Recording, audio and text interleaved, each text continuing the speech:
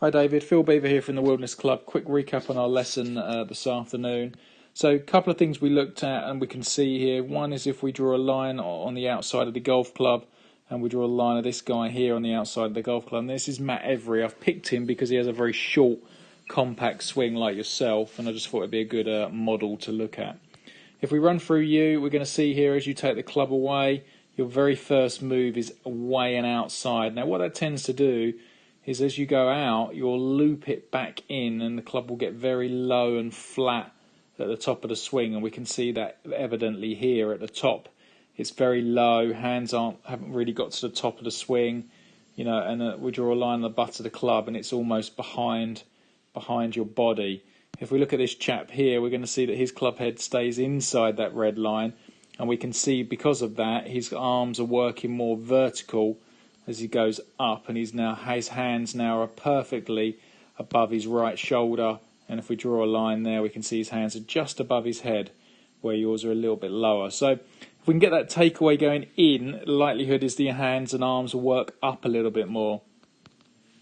That's the first part. The second part, David, I tried to give you ask you the feeling of trying to hit some fades for me, and that was important because I want to get the downswing actually a little bit steeper. It's a bit too shallow at the moment, and I asked you how you'd hit fades, and how you said is you'd actually go outside the line and cut across it, and that's what we call a weak cut as opposed to like a strong fade. A fade should still go just as far as a draw through the air and carry, apart from a draw may roll that tiny bit more.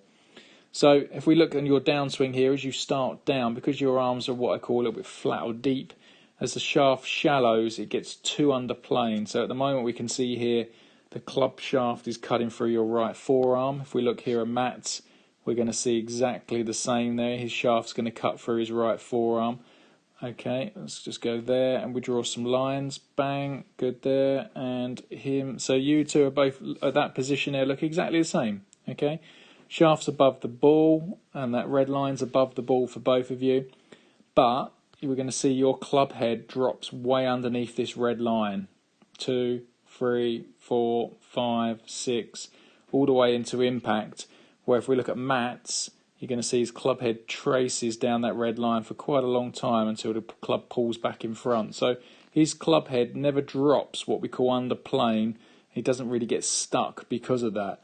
So I gave you the feeling of trying to feel like you come over the top of it from the top. So just by turning faster or trying to feel like you're going to swing a little bit more left for impact would be great, but we've got to stop this sort of stuck position here, because now you're so underneath it and stuck.